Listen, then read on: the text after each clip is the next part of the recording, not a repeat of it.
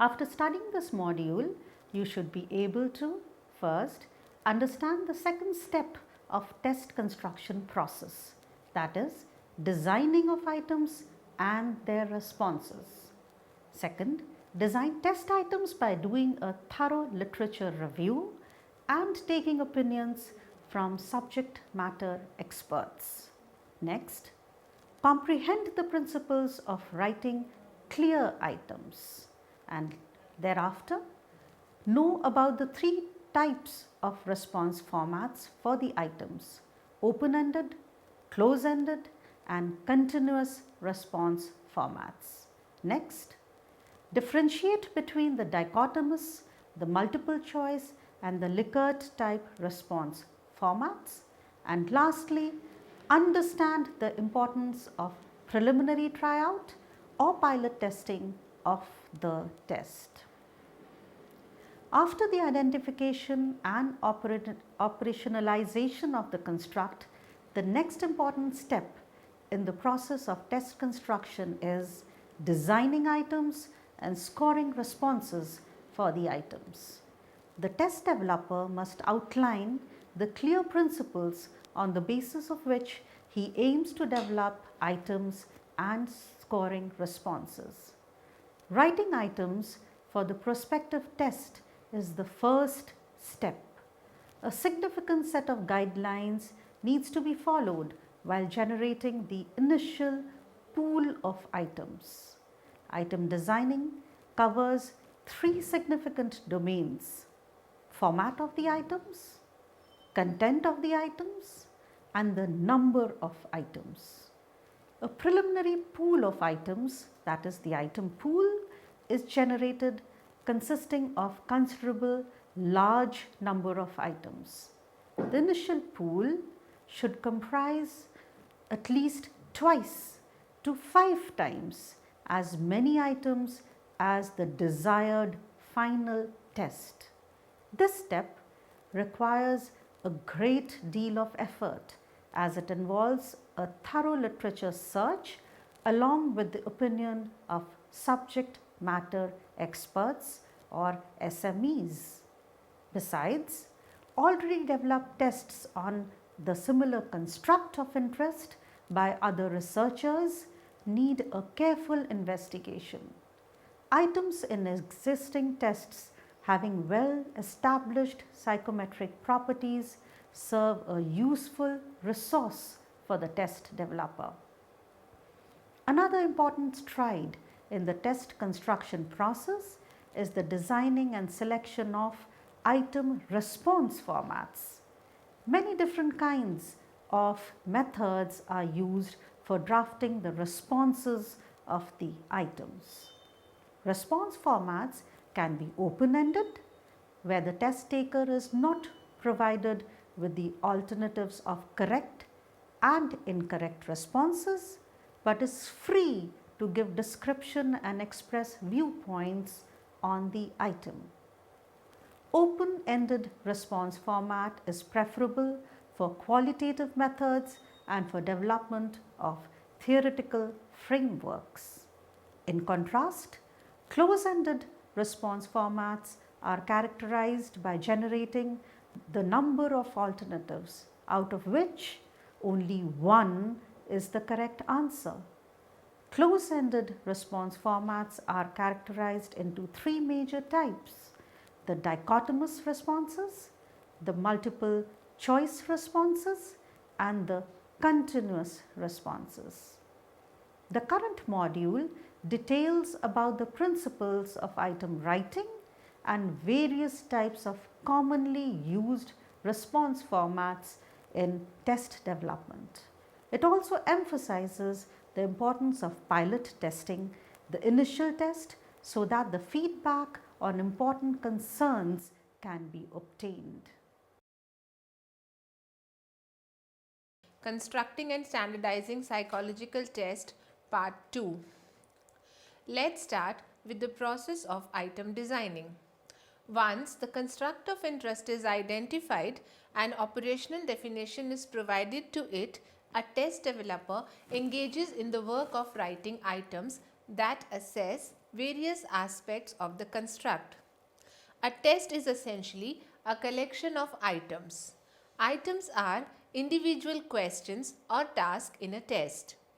Designing item is a serious endeavor as the validity of the entire test depends on this step of test construction process. Writing of the items. In the multi-step process of test construction, actual writing of the test item that assess various aspects of the construct is a significant footstep. Designing and writing items take into consideration three significant domains. First, format of the items. Second, content of the items. And third, the number of items. Let's study each of them one by one. Format of the items. The layout of the individual test items, its form, plan, structure, and arrangement represent the format of the items. Format also includes the responses of the test items. A test developer must define the format of the items before starting the item construction process. Content of the items. A careful consideration should be given to the content of the items. Items should be written so that the content is directly pertinent to the construct measured by the test. The content of the items should be based on the theoretical and empirical academic works. The theoretical perspectives and models related to the construct should be studied, and items are created to assess each aspect of the construct. The item construction process is also guided by the empirical works that do not bother much about the underlying theoretical perspective. In this, not much thought is given to understand why the item is relevant. The content of such items is considered pertinent as it is capable of making the required distinctions. It is to be noted that compartmentalization between theoretical and empirical item content is somewhat arbitrary, as most researchers who develop tests use a combination of both approaches to guide the item construction and retention. Number of items. Multiple views exist regarding the decision about the number of items required for the first draft of a standardized test. It is usually advisable that the number of items for the first draft contain roughly twice to 5 times the number of items that the final version of the test will contain. It is quite unlikely that the construct of interest can be assessed using a single item. To carry out a significant and meaningful analysis, the test developer should write as many items as are necessary to properly assess the construct. A rough estimate of at least 2 items to maximum 20 items has been reported in the literature for the assessment of a construct. However, as the number of items in the first draft of a prospective test increases, the time taken by respondents to answer the items will also linearly increase. If the test is too long, fewer people will be willing to respond. A longer time period required for responding the items may also result in garbage answers, as the respondents will be fatigued and tired. So, the decision regarding the number of items for a construct should be based on rational consideration of both statistical needs and administrative issues. Let's now study what is item pool. An item pool is the initial reservoir or pool of the items from which the final draft of the test will be drawn after following the steps of test construction process. A test developer writes a large number of items by undergoing theoretical and empirical literature review, by consulting subject matter experts, and from personal experiences. These are the different sources of information used by an item developer for designing and writing of the items. Let's study all of them one by one. Literature review. The first and foremost essential thing to do when designing items for a test is to go through the theoretical and empirical academic works, journals, book chapters, thesis articles, test manuals, web links of the sites for existing instruments are all potential sources of information helpful in guiding an item writer to write the item pool for the construct of interest. A careful study of the items of existing scales based on the similar construct helps a prospective test developer in designing items for the new instrument. Subject matter experts also serve a significant amount of information about designing and writing items on a construct. Subject matter experts are the experts who specialize in the field of domain you are interested in measuring. Such specialists can be identified through extensive literature review, as their names would appear repeatedly in academic writings as a specialist of a particular domain. Consulting experts and taking their viewpoints about the content and format of the items bestow a test developer with necessary information for designing the items. Besides literature review and subject matter experts, lay persons who have specific knowledge about the construct, like patients, physicians, clinical staff, family member, may assist in item writing of a psychological test intended for clinical settings. Similarly, for psychological tests designed to be used for team building in a workplace setting, interviews with managers, team members, subordinates, clients, customer may serve invaluable. Thus, a layperson who has specific knowledge about the construct you are interested in measuring also serves as a subject matter expert in its own form. Interviews with these subject matter experts are invaluable to understand the content of the item.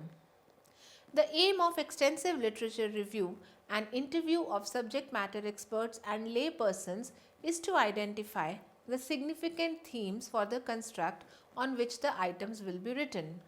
Once the themes are identified, a test developer actually engages in the process of item writing, in which themes are transformed into items that can be measured empirically. Items can be written in the form of questions or declarative statements. Prior decision should be taken by a test developer regarding the sentence type of item, and the pattern of entire scale should be kept same. It is not advisable to shift from declarative sentences to interrogative ones or vice versa. Let's study few item writing guidelines. The overall understanding that a researcher needs to have while item writing is that of clarity. A researcher should design items as clear as possible so that the desired information from the respondents can be obtained. Several principles have been laid down by eminent scholars that serve as guidelines for designing the items. Some of these principles are: items should be precise, simple, and clearly define what it intends to measure. Language used in items should be clear. Wordings must not be complex and ambiguous.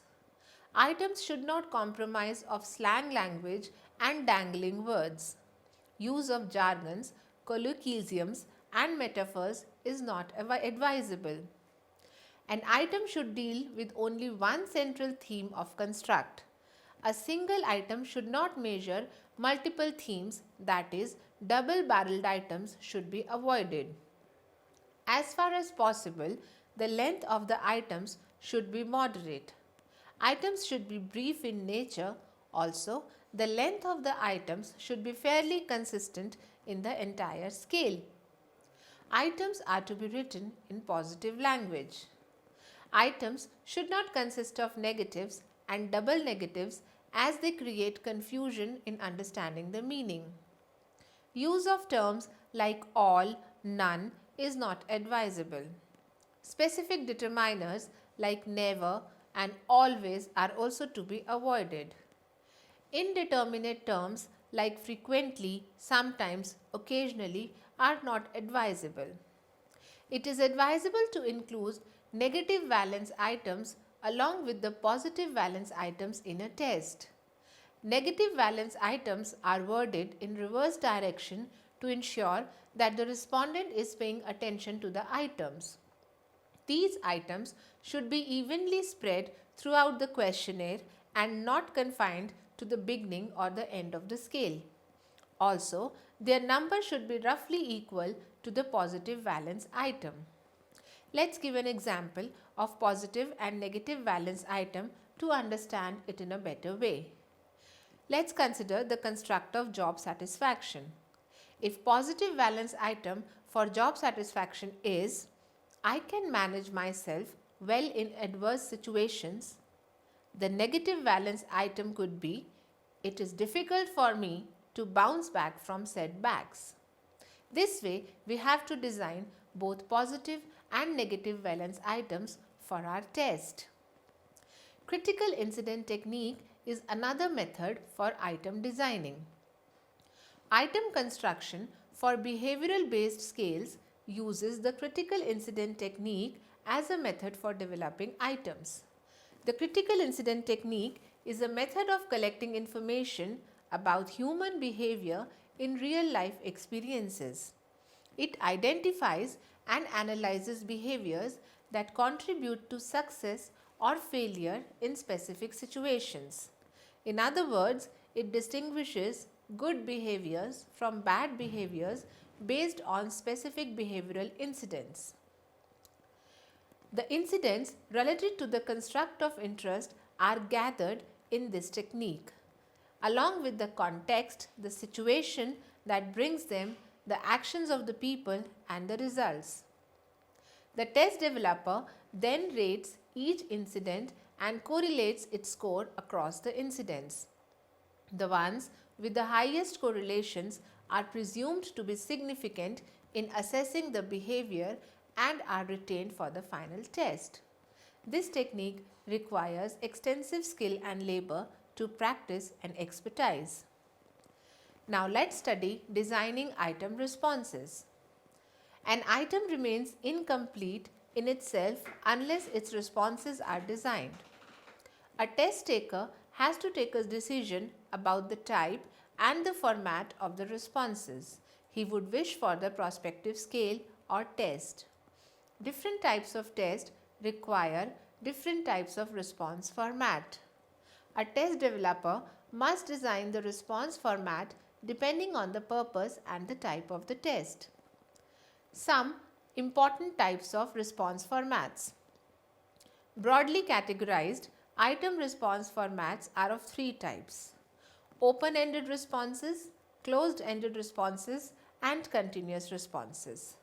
The decision regarding a particular type of response format for an item depends upon the assessment situation. In the open-ended response format, no optional responses are provided to the test takers and they are required to generate their own answers. The closed-ended response format comprises of true, false, yes, no. In contrast, multiple choice responses have the options and the test takers are required to select from among the available options.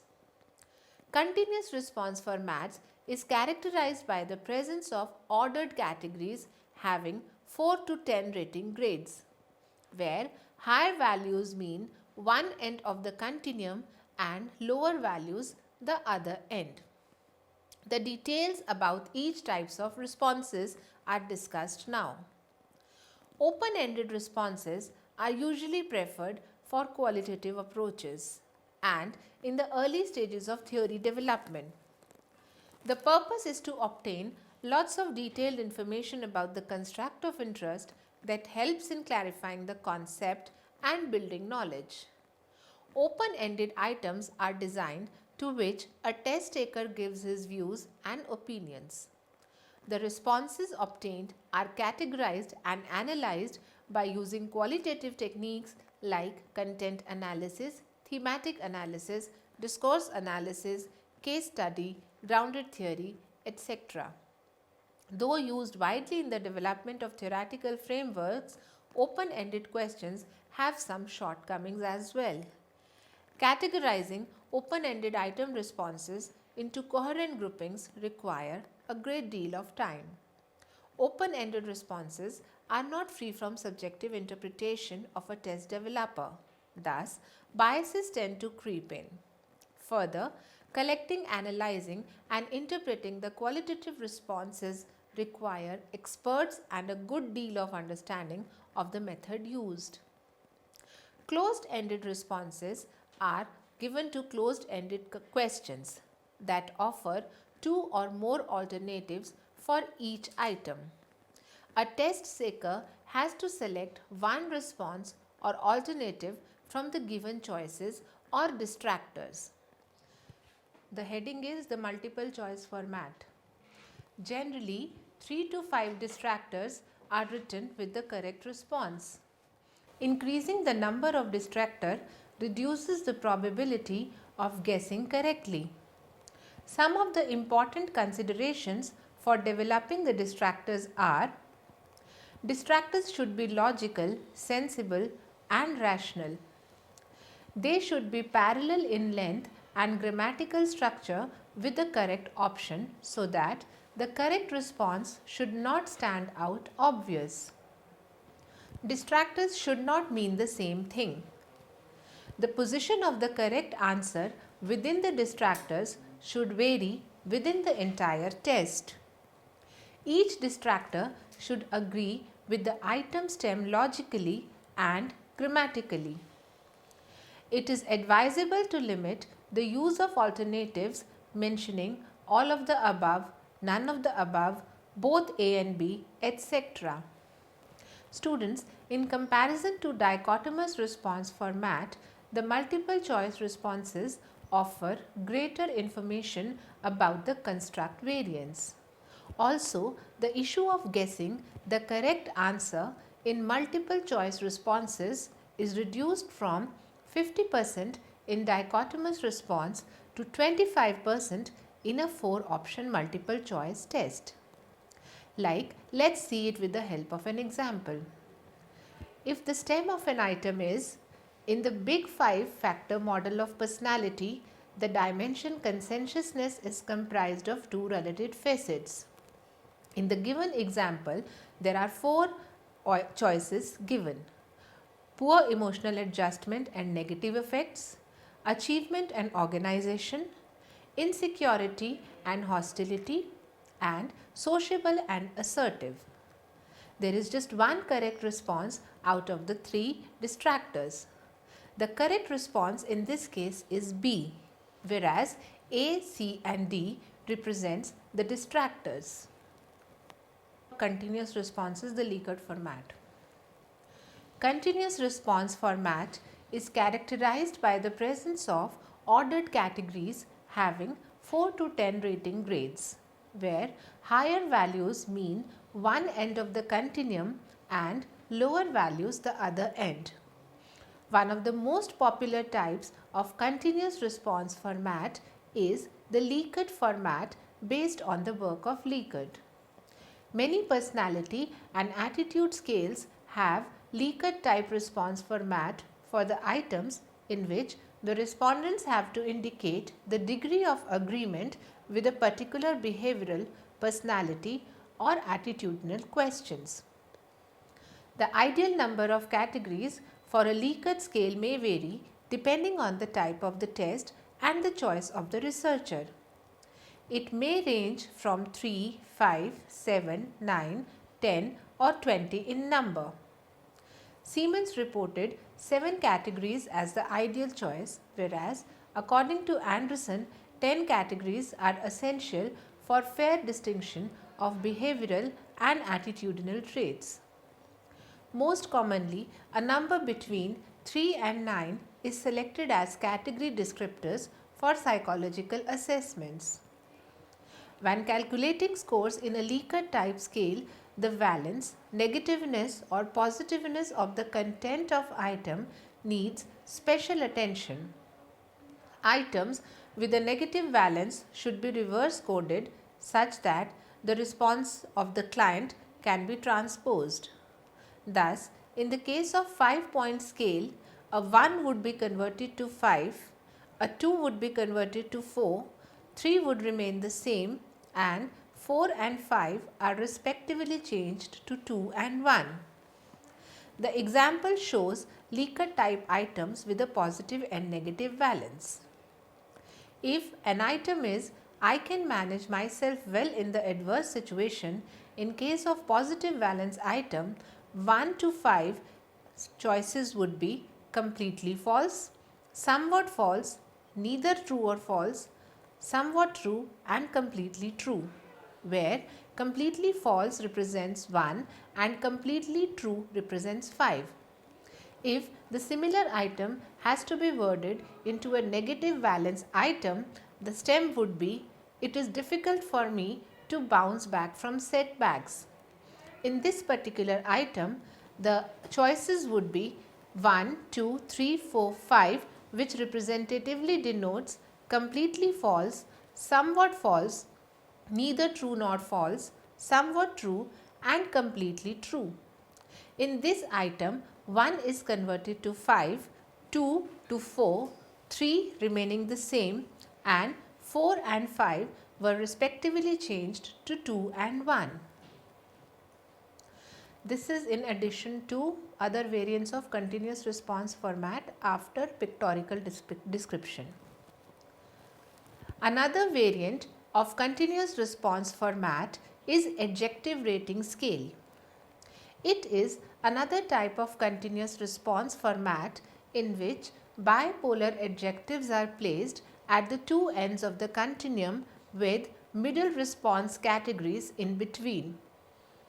These scales are based on the assumption of the oppositeness of adjectives. An example would explain the adjective rating scale in a better way. Given in the example are the two bipolar adjectives like angry, calm, unhappy, happy, tensed, relaxed, and joyless and jovial. In between are the rating scale given from 0 to 7.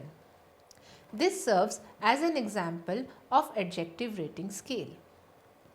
Summarizing what we have studied in this module, after the identification and operationalization of the construct, the next important step in the process of test construction is designing items and scoring responses for the items. Item designing covers three significant domains: format of the items, content of the items, and the number of items. An item pool is the initial reservoir or pool of the items from which the final draft of the test will be drawn after following the steps of test construction process.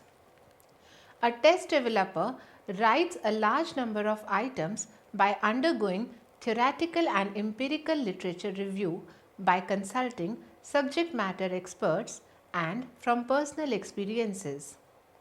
Strict guidelines need to be followed for writing the items. Item construction for behavioral based scales use critical incident technique as a method for developing items. Many different types of methods are used for drafting the responses of the items. Broadly categorizing, response formats are of two types: open-ended and closed-ended. Open-ended response format is preferable for qualitative methods and for development of theoretical frameworks. In contrast, closed-ended response formats are characterized by generating the number of alternatives out of which one is the correct answer. Closed-ended response formats are of three types: dichotomous responses, multiple choice responses, and continuous responses. Last, pilot study is the process of experimentation in which updates and revisions on the initial draft of the test are done before its final administration. After the identification and operationalization of the construct, the next important step in the process of test construction is designing items and scoring responses for the items. Item designing covers three significant domains: format of the items, content of the items, and the number of items. A preliminary pool of items, item pool, is generated consisting of considerable large number of items. The initial pool should comprise of at least twice to 5 times as many items as the desired final test.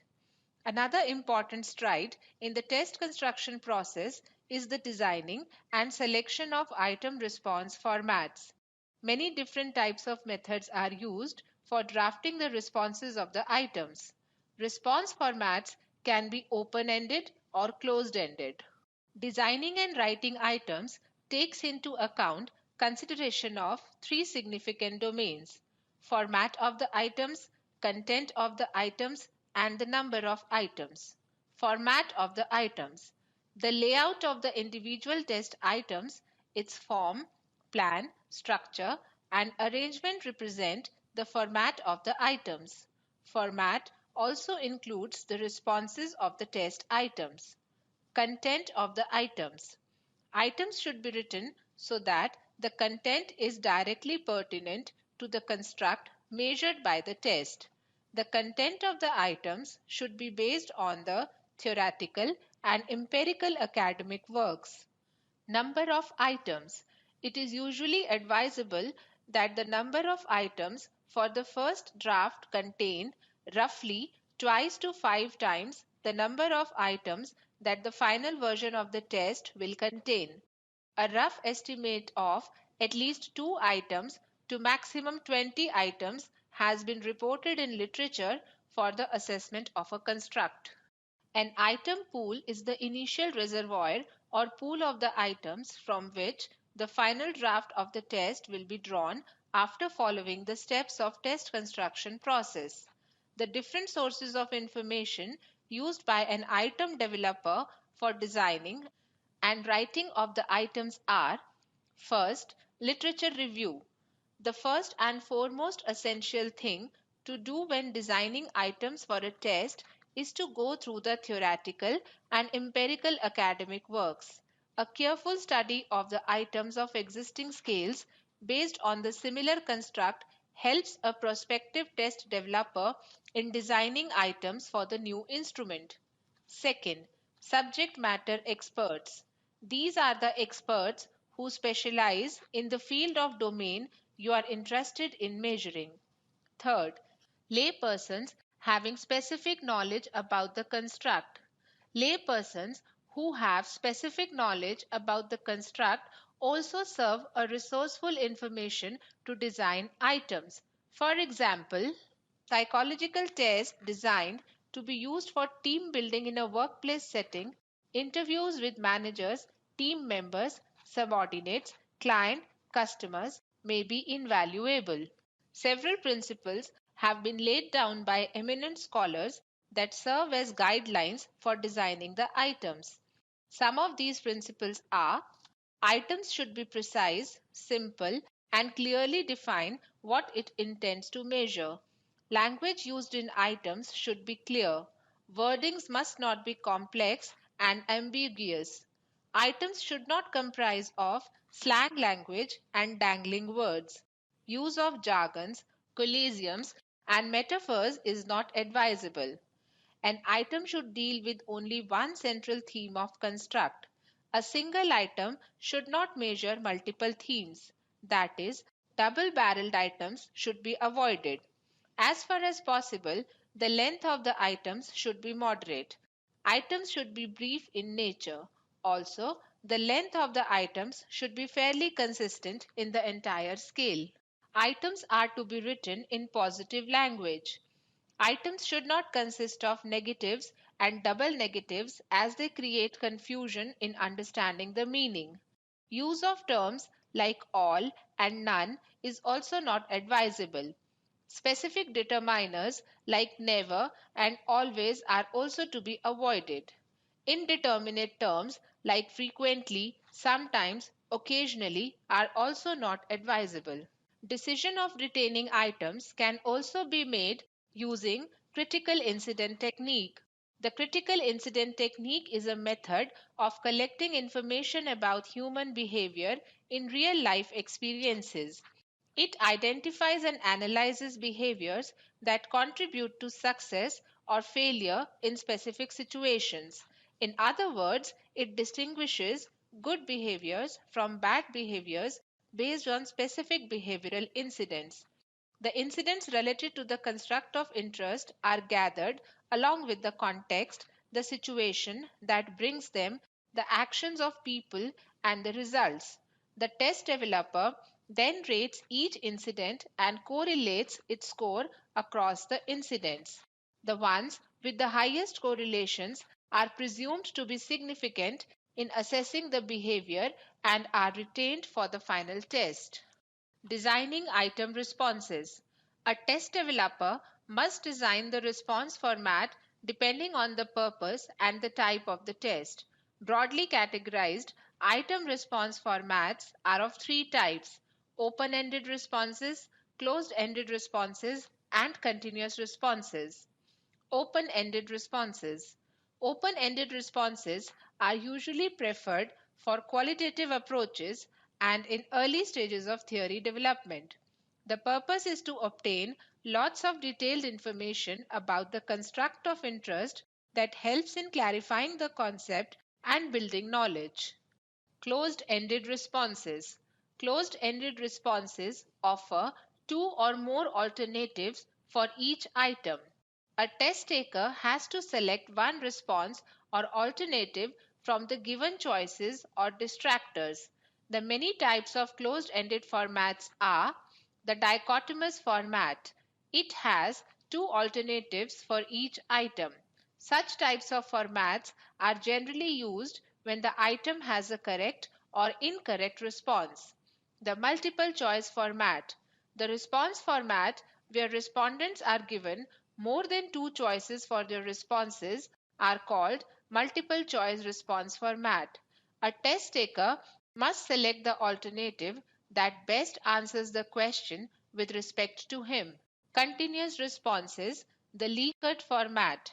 Continuous response format is characterized by the presence of ordered categories having 4 to 10 rating grades, where higher value means one end of the continuum and lower values the other end. One of the most popular types of continuous response format is the Likert format based on the work of Likert. Many personality and attitude scales have Likert type response format for the items in which the respondents have to indicate the degree of agreement with a particular behavioral, personality, or attitudinal question. Pilot testing. Pilot testing is the process of experimentation in which updates and revisions on the initial draft of the test are done before its final administration. It is done by identifying small groups of sample on which the prospective scale will be administered. The sample may comprise of friends, family members, colleagues, etc. Additionally, the items may also be sent to two or three specialists of that field for knowing their views. They should be informed of the standards of age, education, and other important points of the target group so that improvements are made on their suggestions.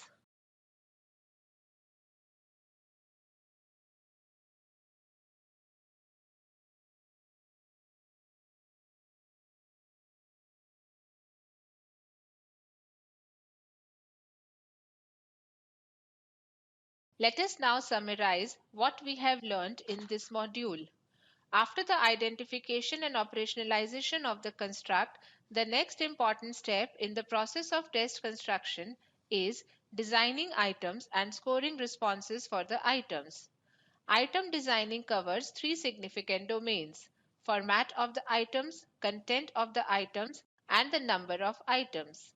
Item construction for behavioral based scales uses critical incident technique as a method for developing items. Many different types of methods are used for drafting the responses of the items. Broadly categorizing, response formats are of two types: open-ended and closed-ended. Pilot study is the process of experimentation in which updates and revisions on the initial draft of the test are done before its final administration.